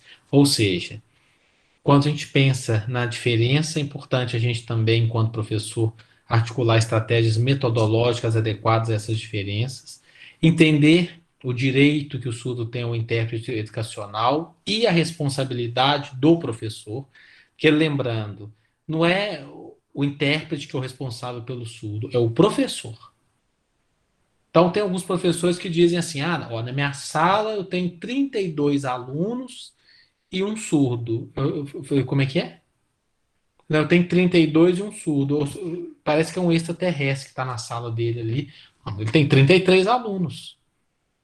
Não é se é 32 da minha responsabilidade e um surdo que está entregue para quem é de direito. Não, de direito é você, professor. Então, não adianta a gente fazer distinção. A responsabilidade é sua, professor. É sua, professora. Nós temos que entender isso, né? Por mais difícil que seja. Então, nós temos que assumir essa responsabilidade de uma sala de aula enquanto docentes. E ainda, a pessoa surda está toda baseada na relação de visualidade, que é essencial para o seu processo de ensino e aprendizagem. Isso é fundamental, que é o canal que ela tem como acesso ao conhecimento. E isso está previsto, inclusive, no capítulo 1 do artigo 2º, em que diz que a pessoa surda compreende e interage com o mundo através de experiências visuais, tendo a língua de sinais como uma das principais formas de manifestação cultural. Também, quando nós pensamos na pedagogia visual, o trabalho de Lacerda, junto com alguns colaboradores, coloca que a prática que privilegia o uso de tecnologias visuais a serviço da aprendizagem tem sido hoje um grande avanço, e hoje, ainda mais com a pandemia, isso ganhou um novo corpo, né? Está no trabalho da Lacerda, que tem o título Estratégias Metodológicas para o Ensino de Alunos Surdos, que é um material de apoio, foi publicado na forma de um livro didático, né, para a disciplina de Língua Brasileira de Sinais, no curso à distância lá da UFSCar. E a pedagogia de sinais, a pedagogia surda, então, ela vai envolver a língua de sinais, a cultura surda, a visualidade, o protagonismo surdo. Tudo isso é discutido, né, no material que são os estudos surdos, quando a professora Mariane Rossi Stampf, uma professora surda da Universidade Federal de Santa Catarina, ela discutiu no capítulo Mudanças Estruturais para uma Inclusão Ética todas essas condições que envolvem a pedagogia surda, o entendimento da língua de sinais, da importância da visualidade, o significado que a cultura surda tem dentro de um aspecto de diferença linguística e cultural, e o protagonismo surdo, ou seja, está precisando de ter mais surdos chegando às universidades, às escolas, assumindo as salas de aula, né? E os desafios são, primeiro, a gente pensar em metodologias descontextualizadas, né, das especificidades dos estudantes surdos. Isso é um grande desafio para nós, inclusive, trazer essa discussão para os nossos cursos de formação de professores, dando a possibilidade de desenvolvimento de materiais didáticos, de grupos que vão debater a importância das terminologias dentro do campo da educação em ciências, especificamente, né? E agora vamos para a parte importante, já que a gente disse da visualidade para os surdos, vamos falar da comunicação multimodal. O que é isso? Primeira coisa é que a gente vive num mundo que naturalmente ele é cheio de estímulos visuais. Então a multimodalidade está presente na nossa vida. E aí, nesse sentido, vamos tentar entender qual que é a relação da multimodalidade com a língua de sinais. O William Stockwell, que é um linguista americano, ele diz que as línguas dependem do cérebro humano e não do ouvido humano. Então a língua está aqui, e não só aqui. Ou então o Felipe de Macedo, ele diz que é um surdo, ele diz que faço das minhas mãos boca, para que os seus olhos possam me ouvir. Isso eu acho muito forte. Faço das minhas mãos boca, para que os seus olhos possam me ouvir. O Oliver Sacks também ele diz: as línguas de sinais existiram desde que existe a língua oral, e sempre que existirem surdos reunidos, por mais de 2 gerações em comunidades. Ou seja, tendo a língua oral, você vai ter sempre uma língua de sinal para haver a correspondência. E tendo surdos reunidos, eles sempre vão interagir por meio de sinais. Nesse sentido, o Oscar Wilde ainda complementa algo de maneira poética, que diz assim: se você não consegue entender o meu silêncio, de nada irá adiantar as palavras, pois é no silêncio das minhas palavras que estão todos os meus maiores sentimentos. Ou seja, até mesmo no silêncio a gente consegue expressar os nossos sentimentos. O Boaventura de Souza Santos, quando busca estabelecer um diálogo entre as diferenças, ele que é um sociólogo português, ele diz que é preciso que tenhamos o direito de sermos diferentes quando a igualdade nos descaracteriza, e o direito de sermos iguais quando a diferença nos inferioriza. Nesse sentido, a Libras ela é composta por 5 parâmetros muito importantes, e eu quero, nesse momento, convidar vocês a pensar nesses parâmetros. Eu vou fazer um exercício para que a gente possa, nesse momento, entender o sinal, né, alguns sinais e como que eles se estruturam. Primeira coisa é a configuração das mãos, a configuração que a minha mão assume no momento que eu faço um sinal. Por exemplo, se eu fizer o sinal de aprender, ele está aqui na região da minha cabeça, porque normalmente o aprendizado acontece nessa região do cérebro. Então, aprender seria assim. Está todo mundo vendo? Todo mundo vendo? Eu preciso melhorar a câmera aqui. Sim, sim. Então, aprender. Tá ótimo. Então, aprender. Vamos fazer comigo. Depois, o sinal de laranja. Se a gente não corta a laranja, então, o sinal de laranja. Sinal de laranja. E o sinal de sábado. Sábado, assim. Ó. Vou virar minha cadeira para vocês verem. Sábado. Laranja um pouco para baixo, sábado assim. Então, eu tenho uma mesma configuração de mão. Assim, sábado e laranja. Olha aí, só vira um pouquinho. Eu posso fazer com a letra L também, ó. Alemão. Aqui na testa, alemão. Se eu desço na boca, esse é o sinal de pênis.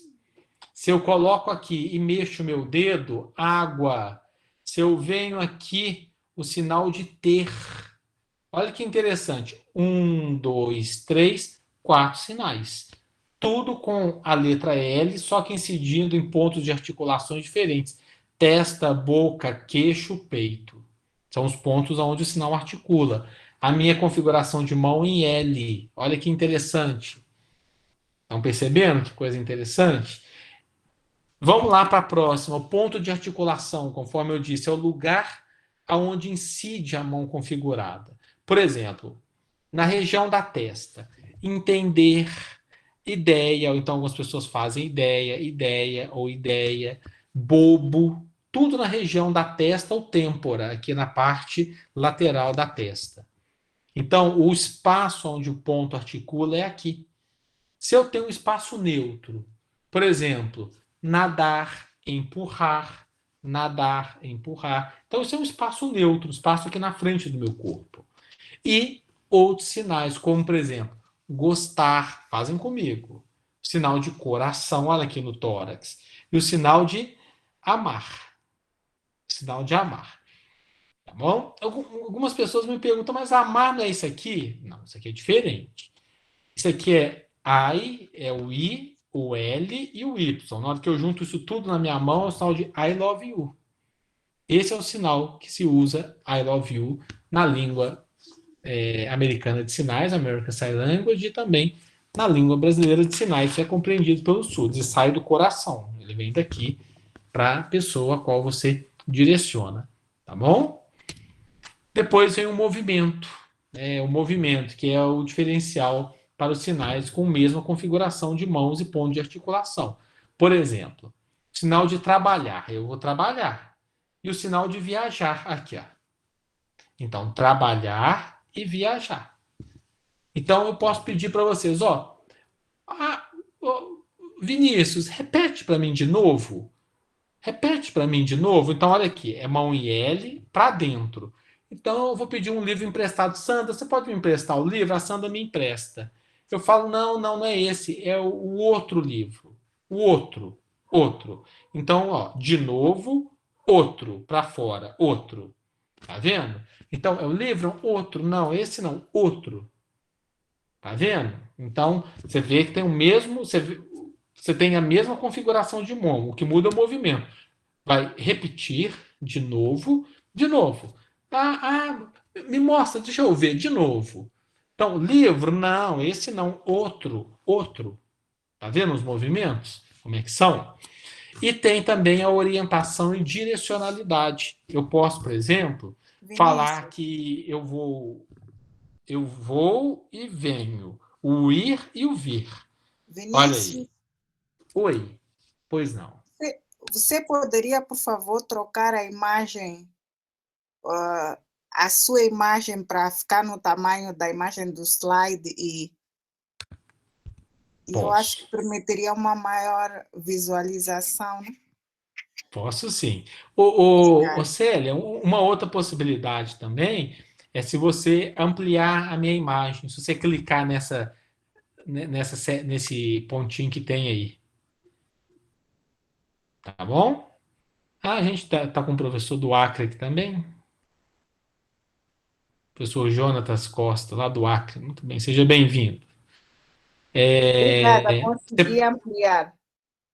Conseguiu, né? Tá ótimo. Obrigada. Porque já vou precisar de mostrar algumas imagens para vocês, tá bom? Mas tá ótimo. Foi ótimo você ter falado, Célia. Qualquer coisa que precisar, só me chamar, tá bom? Então, deixa eu voltar à projeção novamente. Aí, quem precisar de ver eu mais, inclusive com alguns sinais, às vezes eu vou virar assim para fazer o sinal, às vezes vou afastar um pouco aqui, tá bom? Ficar mais fácil para vocês. O importante é isso, que seja da melhor forma para vocês. Aí, então, esses são. A Célia me chamou agora. Então, a Célia, o que ela fez? A Célia me perguntou. Olha a pergunta, esse sinal de perguntar. Eu respondi para a Célia, olha, indo para a direção dela. Às vezes, eu vou perguntar para a Célia e a Célia vai me responder. Tá vendo que interessante? Pergunta, ou eu estou perguntando, ela está me perguntando. Eu respondi e ela me respondeu. Eu convidei, ela me convidou. Olha que interessante. Então, eu recebi o convite, eu convidei. Tá vendo? Convidar. Eu fui convidado. Olha como é que o movimento ele muda. Tá bom? São coisas importantes para a gente pensar. O ir, eu fui e depois eu vim. A Lohane, ela foi, depois ela voltou. Então, são coisas interessantes a gente parar para pensar. Existe algum sinal que vocês gostariam de saber? Alguma coisa que vocês gostariam de me perguntar para a gente pensar como que se enquadra o parâmetro? Agora eu vou deixar aberto para vocês me perguntarem algum sinal.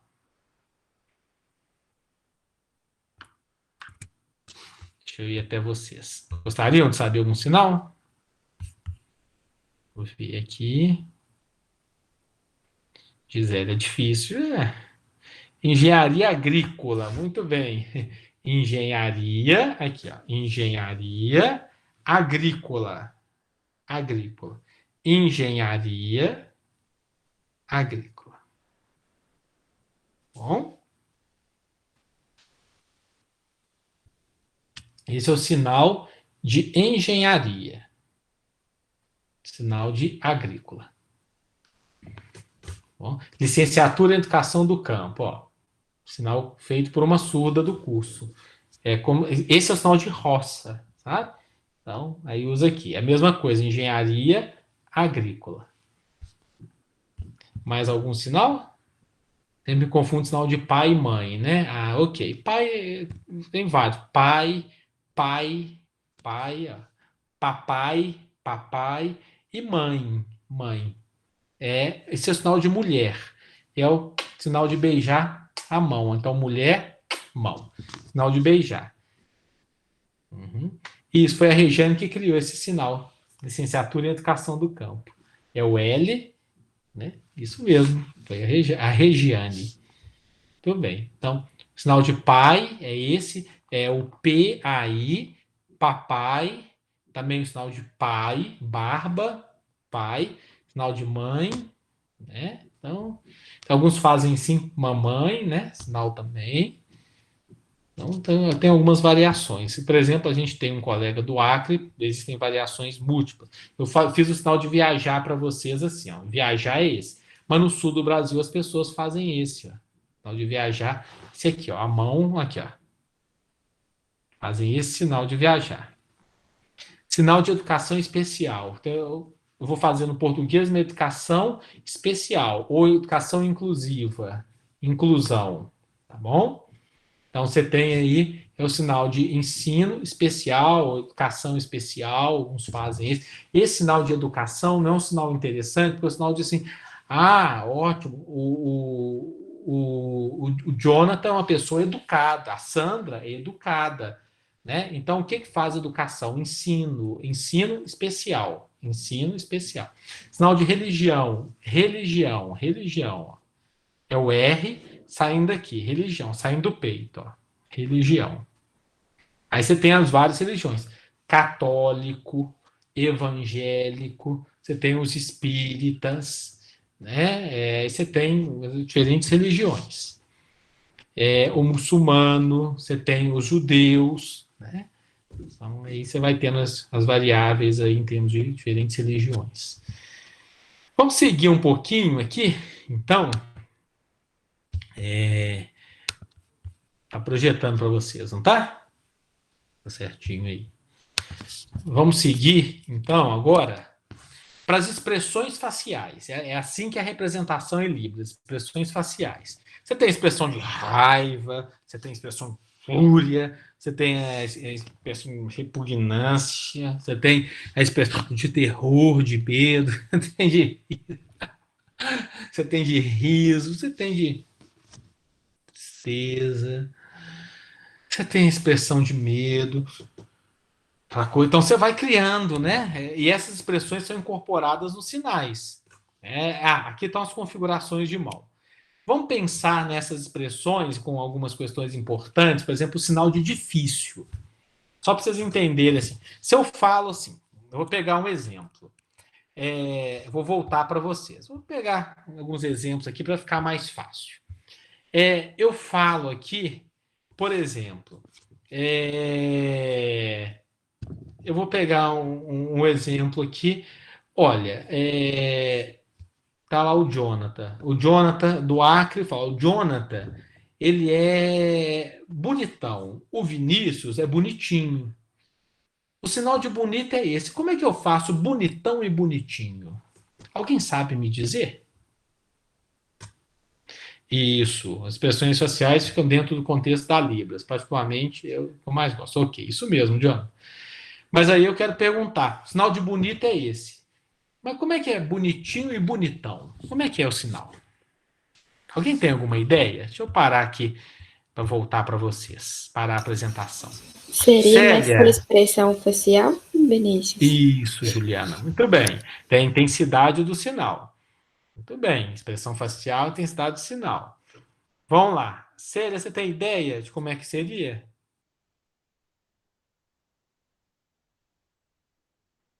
Lohane, você tem ideia? Bonito, bonitinho e bonitão. Como é que seria? Ai, não tô fazendo. Eu acho que vai a junção, né, da intensidade com a expressão facial. Sei lá, bonitinho. Assim. E bonitão é, nossa, muito bonito. Meu Deus. Muito bem. Isso aí. Isso aí. Então, ó, bonito é isso aqui, ó. Sinal de bonito. Bonito, ó, rodando. Então, bonitinho. Bonitinho. Bonito. Bonitinho. E bonitão. Aqui, ó.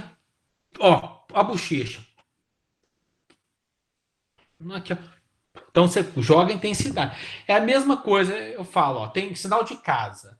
E quando é uma casa muito grande, uma casa pequena? Você lembra, Lohane, que a gente discutiu isso uma vez? Você lembra? Lembra? Foi no minicurso da Bárbara. Oi? Acho que no minicurso da Bárbara você também deu esse exemplo. Foi no minicurso da Bárbara, isso mesmo.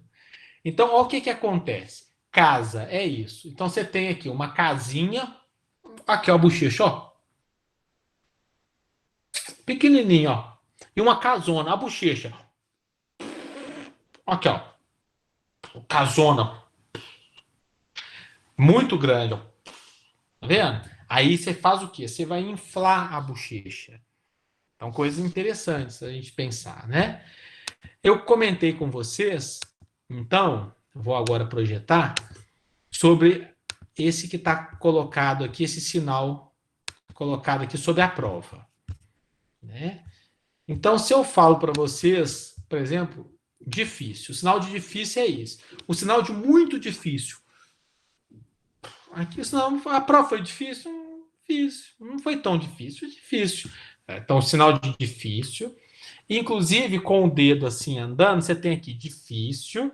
Se você vem na barriga, se você chega na barriga aqui embaixo, você tem o sinal de lombriga.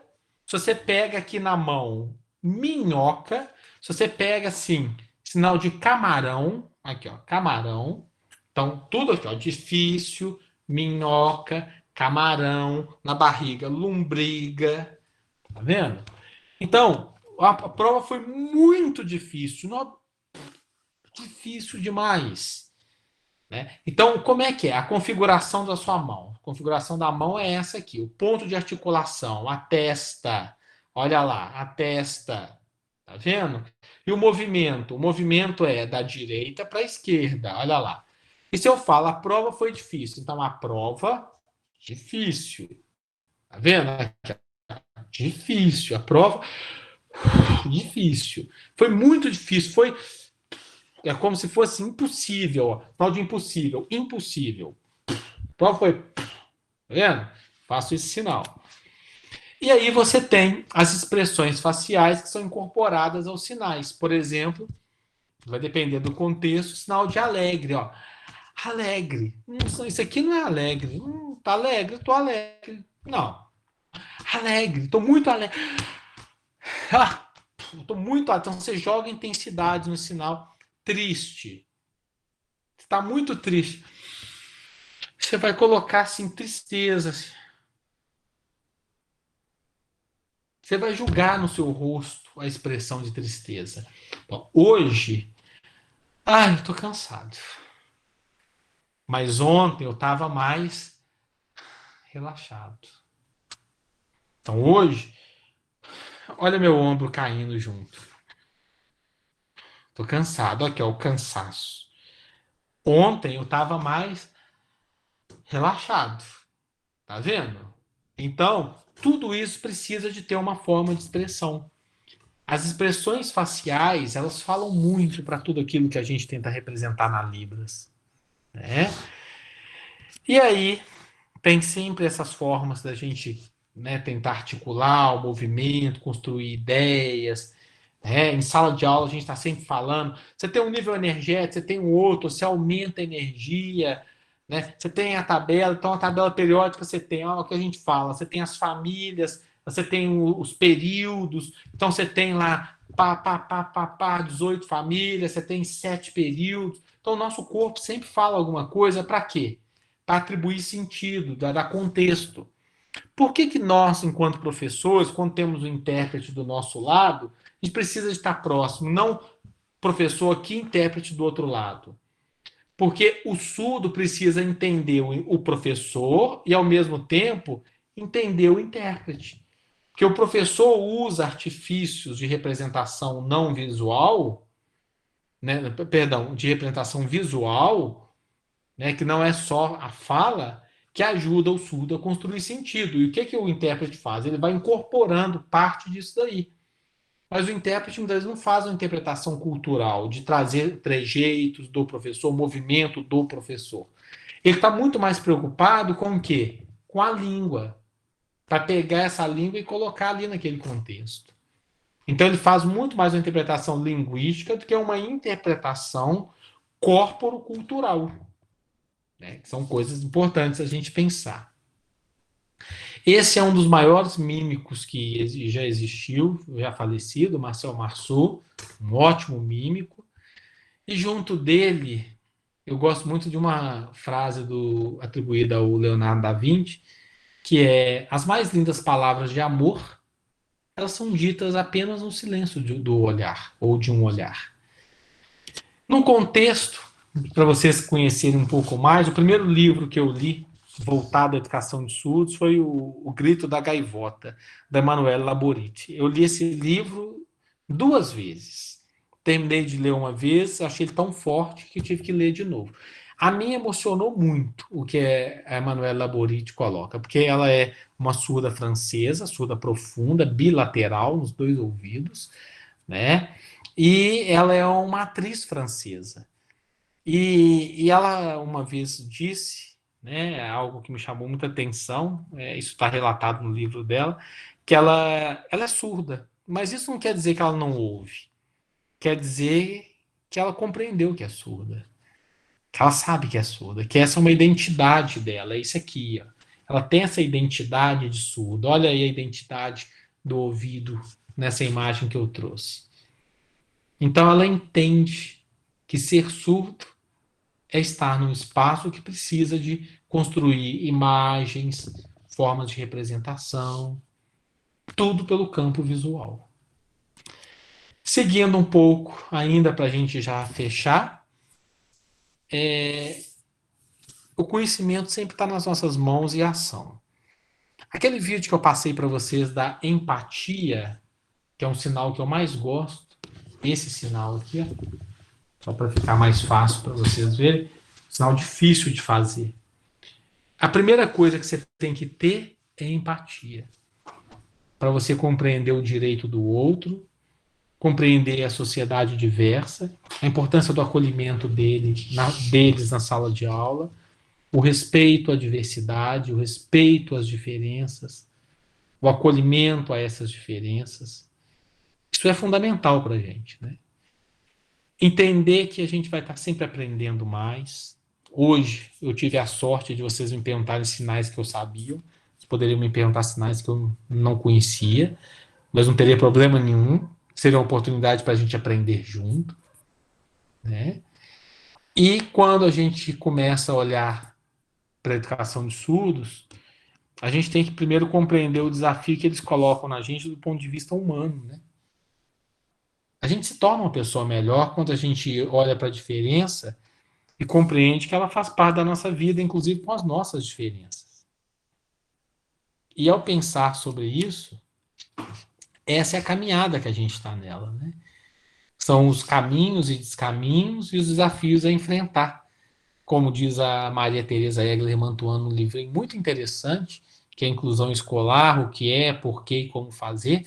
A professora Maria Tereza Egler Mantuan é professora aposentada da Unicamp, mas ela diz que a gente tem que saber onde a gente quer chegar para encontrar um caminho, porque não existe o caminho, mas caminhos a escolher e decisões a se tomar. E escolher é sempre correr riscos. Sempre correr riscos. A gente vai escolher e sempre ao escolher algo, a gente vai correr risco de acertar ou de errar. Mas também a gente precisa saber para onde a gente quer ir. Porque, como dizia o gato Alice no País das Maravilhas, do Lewis Carroll, O gato disse para Alice: se você não sabe para onde você quer ir, qualquer lugar serve. Educação de surdo não é uma obrigação nossa, mas é um dever cívico e um direito do outro. Eu falo que não é uma obrigação porque aqueles que eventualmente excluem os diferentes, eu acho que o fazem por falta de conhecimento. Porque é muito difícil a gente acolher e incluir aquilo que a gente não conhece. Talvez se os surdos não tivessem colocado na minha vida uma marca tão forte lá atrás, eu não estaria hoje falando um pouco dessa trajetória para vocês. Porque eles cruzaram no meu caminho e conseguiram me ensinar coisas que para mim foram relevantes. Mas eu precisei desse encontro. E nesse encontro, eu também aprendi algo que eu li no livro Crônicas de Nárnia, esqueci de colocar aí a página, mas bem no início dele, quando o C.S. Lewis diz que pensávamos que nós seguimos caminhos já feitos, mas parece que não os há. O nosso ir, ele faz o caminho. E ainda nesse sentido, a gente às vezes fica receoso, acha que é muito difícil. Eu vi que alguém escreveu aí, Libras é muito complicado. Eu sempre falo assim, vai, se esforce. E se der medo, você vai com medo mesmo. Você acha que eu nunca encontrei com um surdo e não tremi nas bases? E como é que eu vou comunicar com ele achando que não sabia? Não tem problema.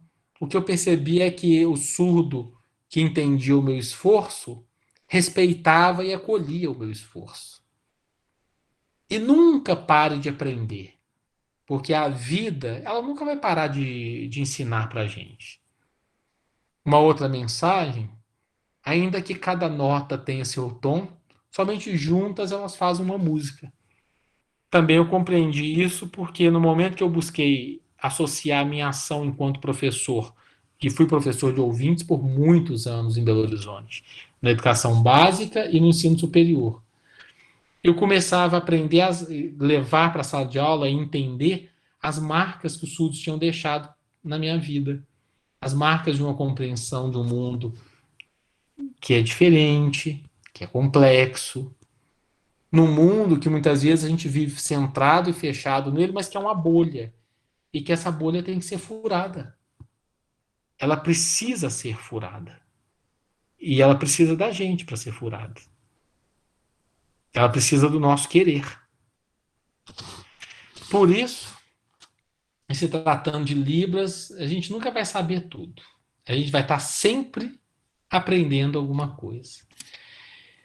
E como nos dizia o mestre Guimarães Rosa, o grande Guimarães Rosa, o mineiro contador de causos, que deixou para a gente talvez uma das maiores peças literárias que se tem, que é o Grande Sertão Veredas, Guimarães Rosa nos disse que mestre não é quem ensina, ou mestre não é quem sempre ensina, mas quem de repente aprende.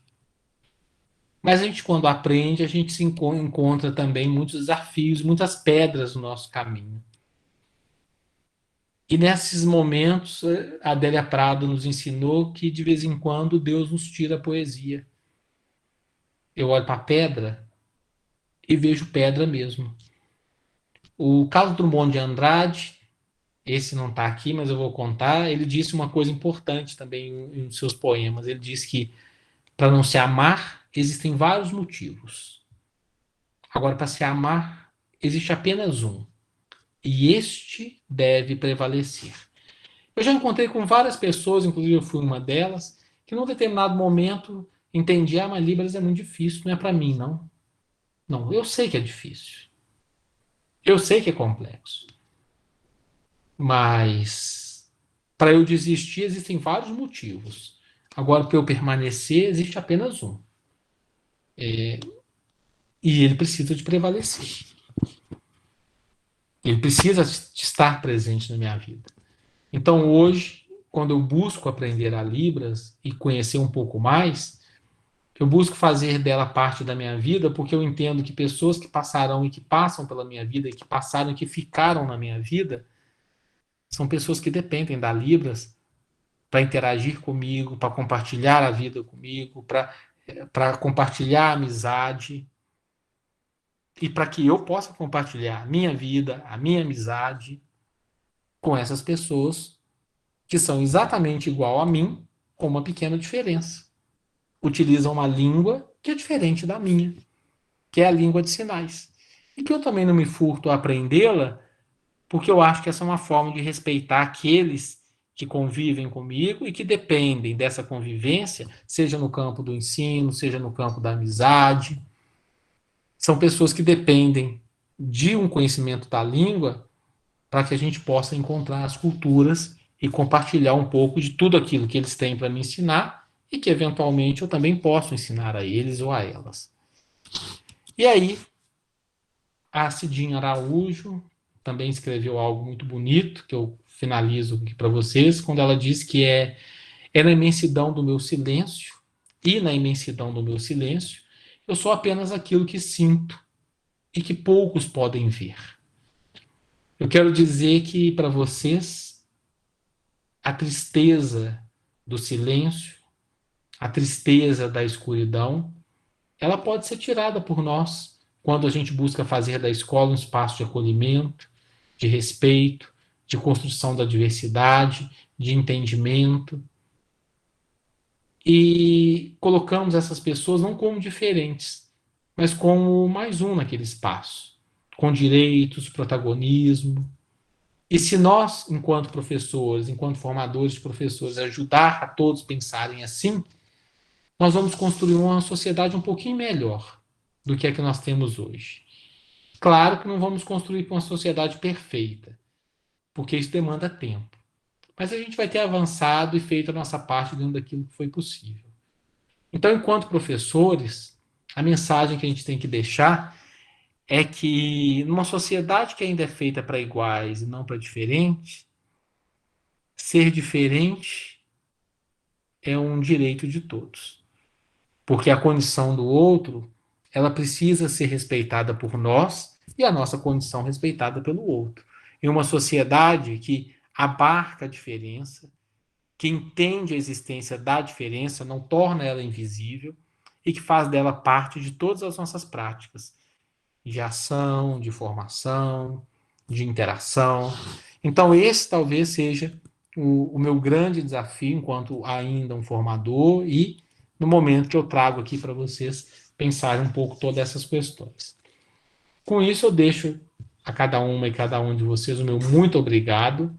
Quero dizer que foi um momento muito ímpar para mim refletir essas questões com vocês, pensarmos juntos os desafios que essas questões nos colocam e, claro, buscar, em cada um no seu contexto, no seu cantinho aí, fazer a diferença quando se pensa no campo da inclusão, pensa no campo da diversidade e tentar ajudar essas pessoas a serem ainda mais compreendidas, acolhidas nas suas especificidades. Porque, como coloquei lá para vocês no início, hoje a escola, diferente de antigamente, que os alunos tinham que se adaptar a ela, hoje ela tem que se adaptar às especificidades de cada um.